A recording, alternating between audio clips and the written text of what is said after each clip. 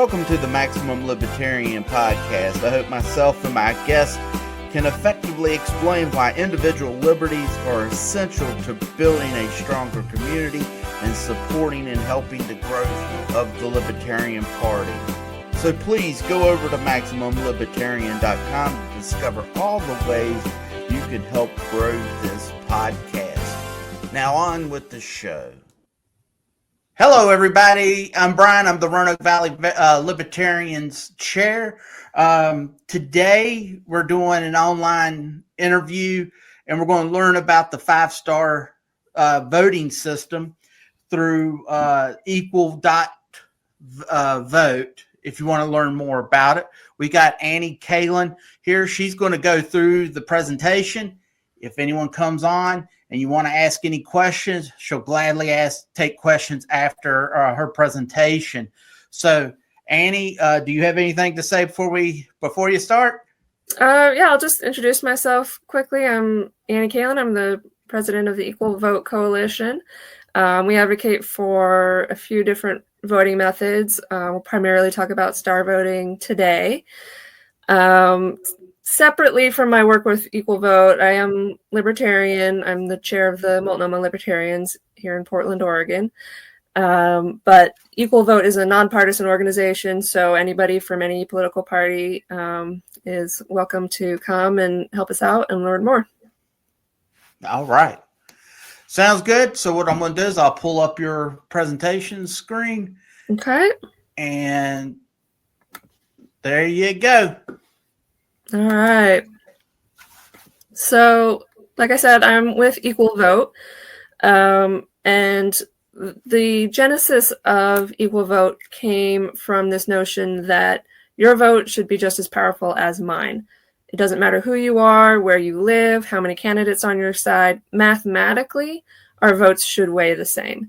And so our mandate is advocating for voting methods that do have this equal mathematical weighting, and I'll kind of explain what that means as we go into it. So first, before we get into the solution, we have to talk about what's the problem. And you're probably familiar with this concept of voting lesser evil, especially, those of us who are part of a third party are often told, don't vote for your favorite candidate because you'll be throwing your vote away. So you're told, vote for your lesser evil. There's usually two front runners, particularly in presidential elections, but you'll find it in a lot of other elections as well. And you're told, pick one of those two to vote for in order to make your vote count for something. And so, why is this the case? Why does this happen? Why do we get pressured into that? So let's look at an example. We like to use Star Wars because everybody knows these characters, hopefully. And in this example, Luke Skywalker and Darth Vader are the front runners. So those would be like the two major party candidates in this election. The stars in this picture represent how much do you like these candidates. And so in this example, you like Princess Leia the best, and you would like to vote for her. But because of vote splitting, you're pressured to vote for Luke instead to give him a chance to win and avoid electing your worst case scenario, which is Darth Vader. So you may choose to vote for Leia anyway as like a protest vote, or you may choose to vote for Luke or Yoda in this example. Well, probably not Yoda. Luke, because he's a front runner. And that's a dilemma that we get put into, and it's really not fair that we can't actually say who we want to vote for and have that vote be counted fairly. So vote splitting is what causes this. If there's only two candidates in the race, like the example we see here of just Luke and Darth are in the race, it's a fair election. 60% of the voters prefer Luke, so Luke wins. But on the other side of this slide, you can see, what if more people join from the good guy side? Now that vote gets split between all of these different candidates, and the good guys end up losing, even though in this example, Darth Vader only has 31% of support. So it's the problem where when more people from your side run, you actually get less voting power. And that's the problem we're trying to solve. Am I going too fast, or do you have any questions? All right. So traditional choose one voting is the voting method most people are familiar with. It's where you can mark one candidate on your ballot and that's it. It's known to be gameable. It favors candidates that are perceived as electable, and as a consequence, it leads to unrepresentative winners when there are competitive races with more than two candidates. Over time, this gradually results in hyperpolarized two-party system, which of course we all recognize and are familiar with. Because voters are strategically voting for the frontrunner on their side rather than voting their conscience. This results in a lot of toxic rhetoric, demonizing each other, calling the other side evil, because it becomes this all or nothing battle. So the vote splitting is the problem, leading to the spoiler effect, causing people to vote strategically. Some votes are wasted. You get parties that will gatekeep to, pre-decide who they think is the most viable candidate. We saw that with, Bernie Sanders being effectively shut out of the competition. We've seen that, in all of the parties. You get this gatekeeping by people who are in leadership in those parties. This creates increased polarization, two-party domination. Money in politics has a huge influence because of this. And then there's that electability bias, which tends to favor people who have wealth, name recognition, incumbency, and things like that. So people are not well represented. So what do we want in a voting method? At Equal Vote, we have 5 things that we're looking for. 1, we want the voting method to be easy to use, easy to understand and interpret the results, easy for election officials to tally, easy to implement, and easy to audit. Secondly, we want to make it safe for voters to vote their conscience, which we call, the honesty criteria, where you're able to be honest with your vote. We want it to be expressive so that you can show how much or how little you like the candidates. We want it to be accurate, where the data that you input in the form of your ballot is reflected accurately in the result. And perhaps most importantly for our organization, we want it to be equal. We want to make sure that every voter's vote weighs the same, and that prevents vote splitting and doesn't give anybody an unfair advantage based off of, arbitrary criteria. So you can see from our little chart here that we consider star voting to be the best of all of these worlds. It's right there in the middle. There are other voting methods that we like. Approval voting and ranked robin are great voting methods. We don't advocate for ranked choice voting, which you may have heard of, and we don't advocate for choose one voting, which is the standard voting method throughout much of the U.S. So what are the different ways that we can vote? There's a yes/no ballot where you can say, thumbs up or thumbs down on all the candidates on your ballot. That's approval voting. You can have a scored ballot where you're scoring the candidates, in this case on a scale of 0 to 5. You can score candidates equally. You can leave candidates blank. There are different ways to tally that. Our preferred method is star voting, which I will explain.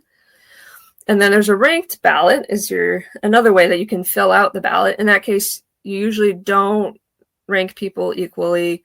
In that case, you're ranking first, second, third, fourth, fifth, your order of preferences. And there are lots of different ways to tabulate a ranked ballot.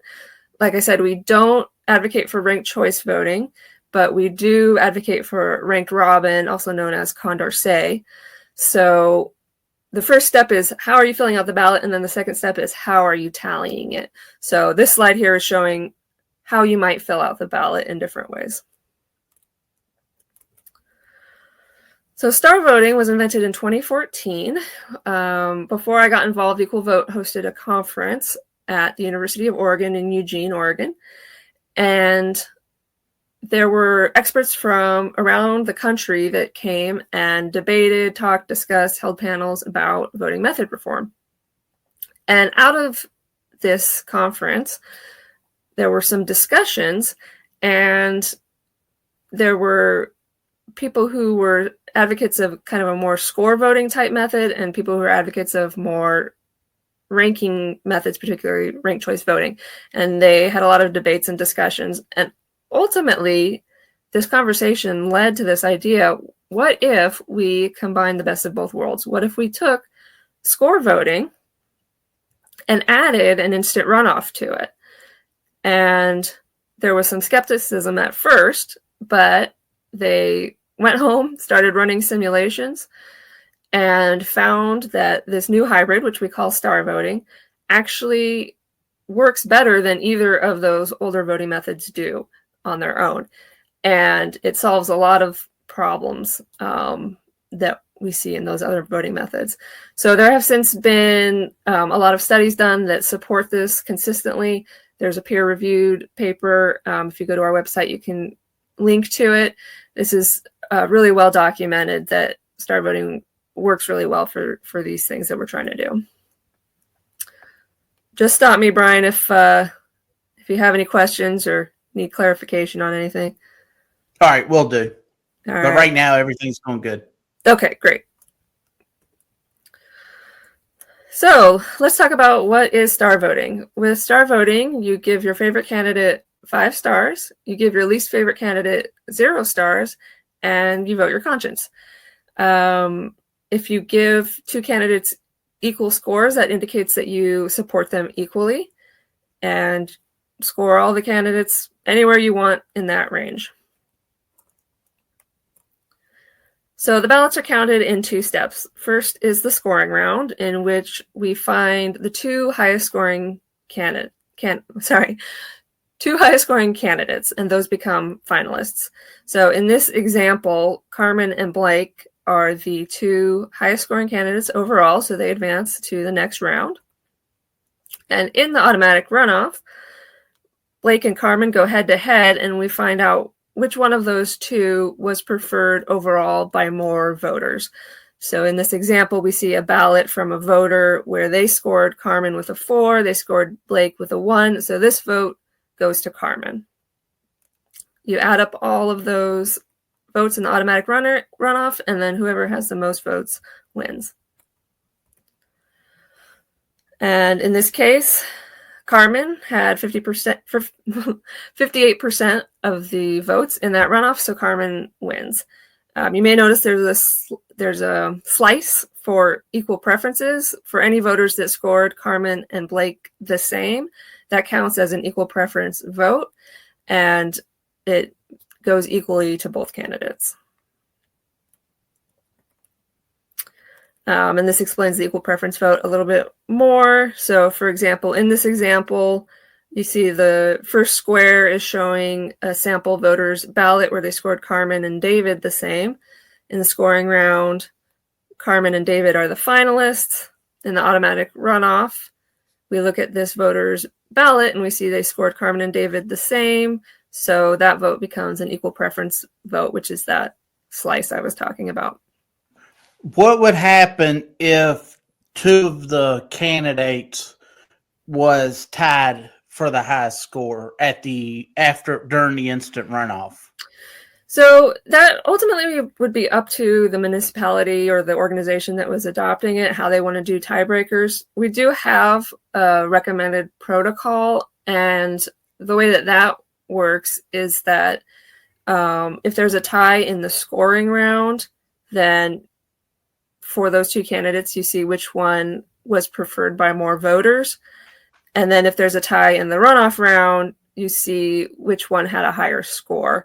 So you're kind of looking at the opposite way of measuring in each case. So that's our recommendation for how to break ties. Sometimes you can get a true tie, especially if there's not very many voters. In that case, it's probably a random tiebreaker is going to be your best bet. But with star voting, you encounter ties a lot less often than you would with standard voting. Okay. So the 5-star ballot, it empowers the voter's voice. It allows you to show preference order, but also how strongly you feel about each candidate. So in this example, they love Andre the best, and Carmen and David are second, but they're able to specify not only are Carmen and David second, but they're very close to their best. So they're able to say not just first, second, third, but also how strongly do you feel about that ordering. And in this case, Blake is sort of their third choice, but he's way down by a 1. So there's a lot of flexibility in how you can mark your ballot. It's great for cognitive load because, 6 bubbles is kind of right in the pickle barrel of what people can usually consider in one moment. If you have too many bubbles, if you have 10 or 20 or 40, that can get challenging. So the ballot is always exactly 6 bubbles wide, and it's tallied with addition in both rounds. So using simple addition has a lot of benefits for the way that the results are published and the way that they're tallied. It creates a lot of simplicities. So the top 2 runoff eliminates vote splitting and the spoiler effect. Your ballot is your vote, and your full vote goes to the finalist you prefer. So it's, one voter, one vote. And if your favorite candidate didn't win, your full vote makes a difference. So now I'm going to switch gears and talk about a different voting method that you may have heard of. This is a different alternative voting method called ranked choice voting, and it has gained some popularity in the last few years. A lot of people don't realize it actually is 150 years old, more than 150 years old at this point. So it's not actually a new thing. It's been around for a long time, and it's been known for a long time that it has some significant flaws. But the way that it works is the voter will rank the candidates in order of preference. In the first round, you count the first choice votes of all the voters to see if any candidate has a majority. If they do not, then the last place candidate is eliminated, and those ballots get moved to their next choice if there is a next choice. And votes that cannot be reallocated are exhausted.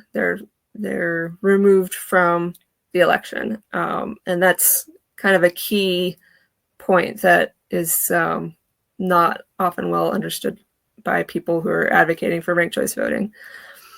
In the second round, the ballots that remain will count as one vote for whatever their top ranking is in that round. So for some, that'll be their first. For some, it'll be their second. And if nobody has a majority, then the last place candidate is eliminated. And again, those ballots are reallocated if possible. And they continue this until one candidate has a majority of the remaining ballots. Ranked choice voting is often oversold, oftentimes by people who don't realize that they're overselling it. So people are often told that if your favorite can't win, your next choice will be counted. They're told that it's safe to vote your conscience, that your vote won't be wasted, that it's easy, that the winner has a true majority, that it's non-polarizing, and that it breaks two-party domination. And all of these claims are either false or overstated. So I don't know if I should go through each of these one by one. It can get a little bit complex. I would say, and it doesn't show this on this presentation, but I really recommend a website called rcvchangedalaska.com that was created by one of our staff members at Equal Vote. And it goes through a really important Alaska election where Peltola, Begich, and Palin were on the ballot. And it was a ranked choice voting election, and there was vote splitting in that election. And So contrary to popular belief, ranked choice voting does have vote splitting at times. And so that website really clearly goes through and kind of explains why these claims are not accurate. I think it would be too much in this presentation for me to go through it step by step, but if you want to go to rcvchangedalaska.com, you can dig into it. Is there like you say that RCV doesn't break the two-party domination? Why wouldn't it? Because to me, it seems like it would. How would you? Why do y'all say it doesn't? Yeah. So as an example, I won't go into detail about the election, but that election that I was talking about, where it was Begich, Peltola, and Palin in the race, Begich was eliminated first of those three, and then it was Palin versus Peltola, and ultimately Peltola won. But the problem is she wasn't the candidate that would win head-to-head over all the other candidates. That was actually Begich, who was eliminated early. So Palin was actually the spoiler in this election. Because she was in the race, it caused Begich to lose. If it had been just Begich versus Peltola, Begich would have won. So Palin acted as the spoiler, and as a consequence, in the following election, both the Democrats and the Republicans in Alaska started to clamp down on letting their members run multiple candidates in the same race. There was a lot of discouragement of that because they started to realize, in my opinion, that it wasn't safe to run multiple candidates. And so it devolves over time, just the same way that standard choose one voting devolves over time to two parties, because people start to understand either intuitively or mathematically that it's not safe. Okay. So this is an example of how ranked choice voting results are published, and we just share this example to show that if you have a lot of rounds, it can get very complicated. So this is an example of a ranked choice voting election in Oakland where there were 10 rounds, and they're going through, these are the number of votes, these were what was transferred, and so on all the way to the end.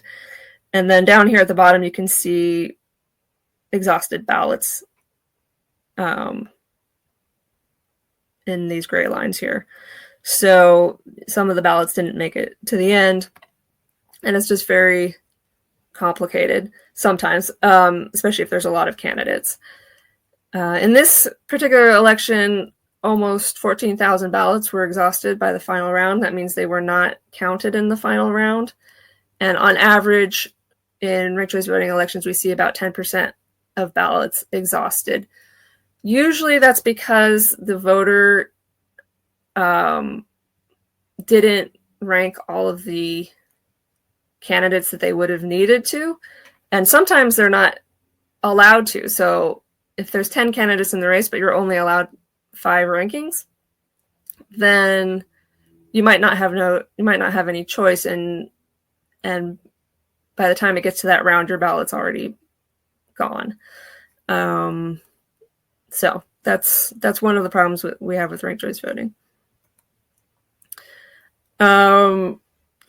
So there are multiple different ways to tally a ranked ballot. Originally, when ranked voting was first invented, long time ago, they picked the candidate that was preferred head-to-head over all others. The reason why that didn't really stick around, and that's known as Condorcet voting or ranked robin, it didn't really stick because it's a little difficult to tally, especially if you don't have machines to do it.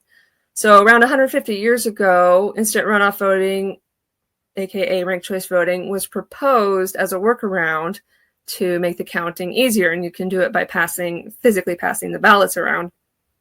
But it doesn't quite lead to representative outcomes. In ranked choice voting, the top choice for each voter is counted, and the votes transfer, if possible, when the candidate is eliminated, but most of the rankings that are given are not counted. So most of that data that's on the ballot actually gets kind of lost to the wind. So you might have a lot of expressiveness in filling out the ballot, but most of that information that you're putting down will never actually be looked at in a ranked choice voting election. And because you're selectively ignoring ballot data, it can skew the results. So for some voters, you're looking at multiple rankings. For some voters, you're only looking at 1 or 2 rankings. And so it doesn't give people equal footing. And the candidate which is preferred over all others can lose in a ranked choice voting election. And in particular, the more candidates there are in the race, the more likely a ranked choice voting election is to fail. So it discourages multiple candidates from running. So this is that same graphic again, just to drive home that when voters can only support one candidate or one candidate at a time, then vote splitting can allow a candidate who is opposed by the majority to win. And ranked choice voting is just like a series of choose one elections where you're having different rounds of choose one elections. So you can have vote splitting in any round. So what are the methods that eliminate vote splitting? Star voting, which is our preferred method that we advocate for. We also support ranked robin. There's a couple of organizations that are working on that. There's approval voting. If you're interested in that, you can follow the Center for Election Science. They advocate for that primarily. But we think all of these voting methods are great, and we encourage people to try them in their organizations, or if you want to advocate for it in your city. As we've discussed, the choose one voting method and ranked choice voting do not eliminate vote splitting. In order to eliminate vote splitting, you have to allow voters to support as many candidates as you like, allow voters to support candidates equally, and you have to count all of the ballot data in the tally. So I mentioned earlier that there's some simulations that look at these voting methods. This is voter satisfaction efficiency. And this was one of the first simulations that was run on this. You can see that star voting does really well, given a lot of different potential strategies that voters might use. Approval voting does very well as well. Ranked choice voting, we're kind of slipping a little bit. And then all the way down to plurality voting, which is not good. And this is, I think, one of the more important graphics. So if you only take away one graphic, this is the one I think to think about. So our current voting method, the accuracy declines dramatically when you have more than 2 candidates. So on the left side of this graph, you can see they're all 100% accurate. All these different voting methods are 100% accurate when you only have 2 candidates in the race. But then when you add a third candidate, plurality voting dramatically drops in its accuracy, and these other voting methods also drop in accuracy.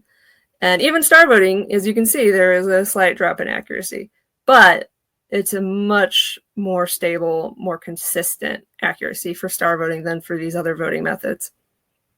And importantly, that light blue line indicates plurality voting with a top 2 runoff, and you can see that's almost as good as ranked choice voting.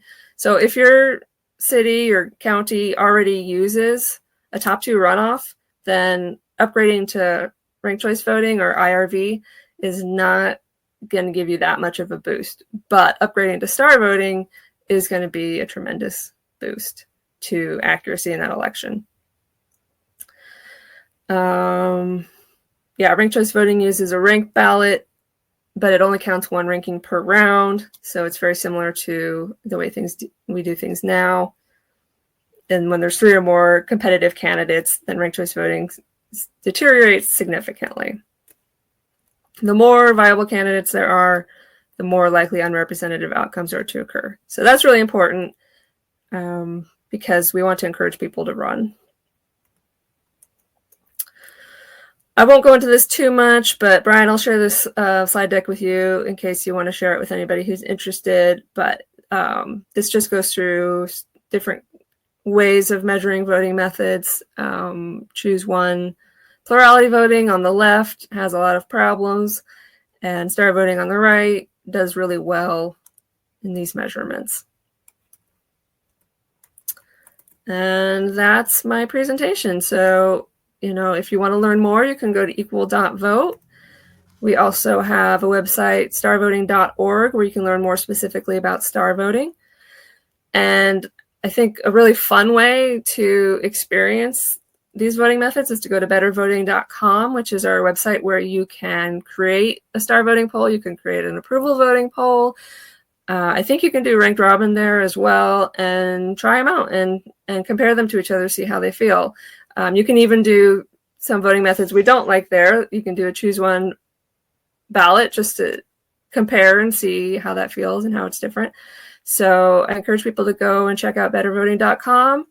You can also use it for your organization's elections. If you have a board at your company or your nonprofit, or if you just want to use it for day-to-day decision making. So sometimes I'll use it if, me and my siblings have a disagreement about, where we want to go for a hike this weekend, or if you have a book club and you're trying to decide on a book to vote on. This is a great tool for that. If you want to learn more about the in-depth stuff, you can go to equal.vote/accuracy. If you want to learn more about ranked choice voting and why we don't support it, equal.vote/beyond_RCV_zine. And if you want to sign up for our email list, go to starvoting.org/join. And that's it. All right. Well, thank you so much for going over. I know you've done this before, and I was hoping to get this out to our members, and I was never able to get a copy of it. So I'm glad you were able to redo it again, because I was always a big supporter of the ranked choice voting. And after seeing this, I actually flipped now, and I'm like, all right, that's probably the better route to go, because like, for instance, here in Roanoke, we had more people stay home during the last presidential election than come out and vote. And any way that we can get citizens to come out and feel that their voice is going to be heard, I think we need to explore that option. Mm-hmm. Yeah, and I think there's definitely a ranked choice voting to star voting pipeline where, I started out as a ranked choice voting supporter as well, and that's really common in our organization. We hear that story a lot of people who first heard about ranked choice voting, dug into it a little bit more, did some research, and then came to the conclusion that it actually doesn't achieve the things that it purports to. So, but the good news is that there are things that can do that. So we're excited to share them. Right. I do have a couple questions. I'm going to try to see if, because I know you went over a lot of stuff, and so hopefully, I don't believe you've discussed it. I don't even know if you might have an answer or not. Is there, with the star voting system, how does it encourage positive campaigning over negative attacks? Yeah, so that's pretty interesting. One of the ways that it does that is, so if you think about the ballot where you're scoring candidates on a scale of 0 to 5. Now, for example, you might have heard the news recently where Katie Porter got into trouble because she was on a news show and she was asked, what are you going to do to get Trump supporters to, how are you going to get their support? And she said, I don't need their support. And she's right. In a choose one voting method, at least in the primary in California, she doesn't need to care about them at all. But if you're using a 5-star ballot, she's going to want to get as high a score as possible from as many voters as possible. So obviously she wants her base to give her 5 stars, but even the people that maybe don't like her that much, she's going to want them to at least give her 1 or 2 stars rather than 0. So she's incentivized to appeal to a broad swath of voters and not just her base and her funders. And then similarly, if she has another similar candidate that they want to campaign together, they can go knocking on doors together and say, hey, you can give me 5 stars and give my friend 4, or give us both 5 stars, or give them 5 and give me 4. So you can support your fellow candidates that are ideologically similar, and there's no risk of vote splitting. So you don't have to be slinging mud. Now, you might still want to criticize some of the other candidates if you have things to criticize about them, but it's less of a all or nothing kind of competition. Right. Okay. Well, that makes sense. I didn't ever thought of actually campaigning with the other candidate, because you would be able to say, give us both 5 stars, and you're not either way. Yeah, and that's something we do see that in ranked choice voting elections. So we do like to give credit to ranked choice voting when it does things well, and we have seen that where candidates will campaign together and say, hey, please rank us both highly, and there is some incentive to encourage that. So that is a positive thing.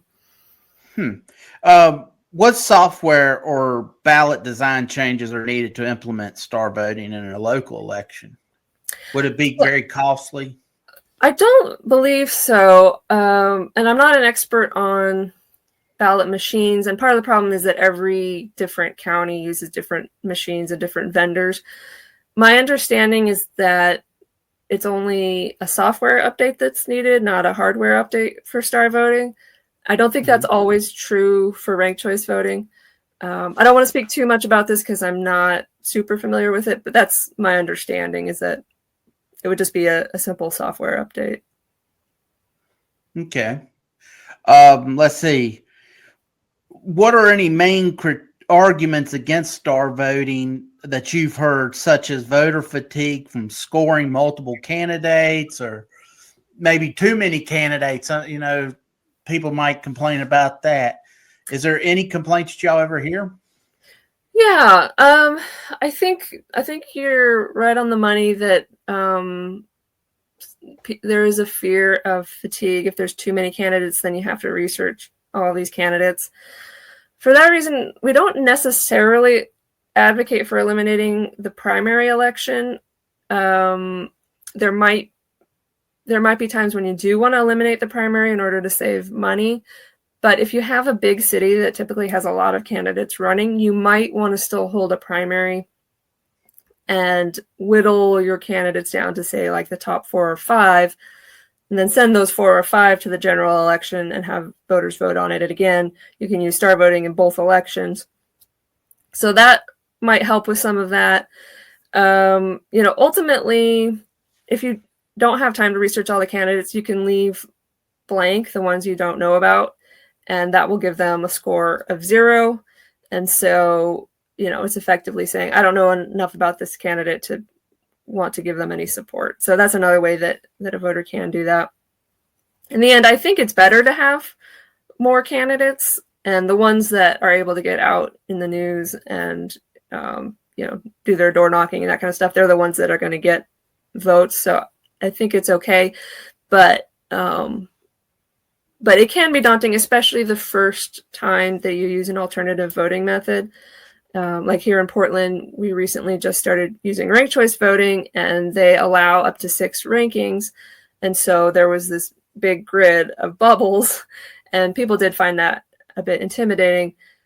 But I think you also find that as people get used to any new voting method, then it doesn't feel so daunting after that first election. So there's a bit of a learning curve, and you want to educate people on what the changes are. Right. Does star voting disproportionately benefit moderate candidates over ideological ones? And is that a pro or a con? So the way that we talk about it is that star voting levels the playing field. So it doesn't disproportionately benefit polarizing candidates like our current voting method does, but it evens it out so that candidates that are in the middle have as much chance as candidates on either side. And ultimately what we're looking for is what candidate is at the center of public opinion. So that doesn't necessarily mean the center of the political spectrum, That just means in that particular city, for the issues that those particular voters are concerned about, which candidate best serves the most people the best. So you can call that to the center if you want, but it's not centrist in the sense of a political spectrum necessarily. But it can be. It just depends on the voters. Right. And final question that I have is, what legal or constitutional hurdles must be overcome to adopt the star voting? And is that just a state by state case, or is it something else anymore? Or do you know? Yeah, so we've been looking at all the constitutions around the country, and we're not lawyers that are studying this, but based off of our analysis of those constitutions, we believe that star voting is constitutional in all 50 states, which is not true of ranked choice voting.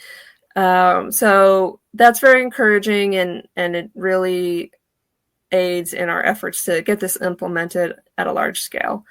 And the other nice thing about star voting is it scales really well, because you can do it at a local level, but even if you do it at a state level or larger, you're always using addition.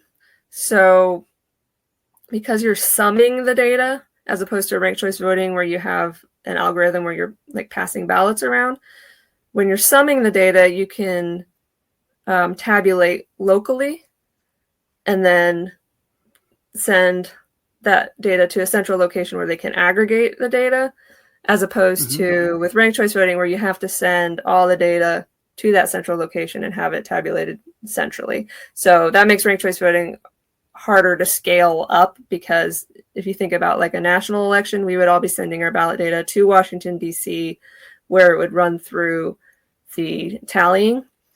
Whereas with star voting, we could have our data tallied locally, send that subtotal to Washington, D.C., and then they aggregate it. So even if you're implementing it in pieces, you can sum them together, and it just kind of works better that way. All right. Well, I'm done with all my questions. I think you've explained the 5-star voting method very well. I think it's a better option than ranked choice voting. I mean, you sold me on it the last time, and myself and Andy, who was here, we both actually liked the system a lot better. So hopefully we can get the message out there and more people can learn about it, because like I said, so many people staying home is not a good thing. We need to get them individuals out feeling that their vote will be heard, because my vote's never heard since I usually vote the Libertarian. Like Chase Oliver got my vote, and that was the end of it, So I have to accept what they hand us from Washington and Richmond and all that good stuff. Yeah. So, and a huge number of people don't vote for that exact reason. They feel like it doesn't matter, so why should I bother? And if we can change that, if we can make people know that your vote is going to be counted, it's going to matter, it's going to make a difference in the result, then I think we can get more people out there. Absolutely. All right. Well, thank you again, and good luck out there in Oregon. And I hopefully we'll see some type of success with this in the near future. All right. Have a good night. Thank you. Goodbye. Bye-bye.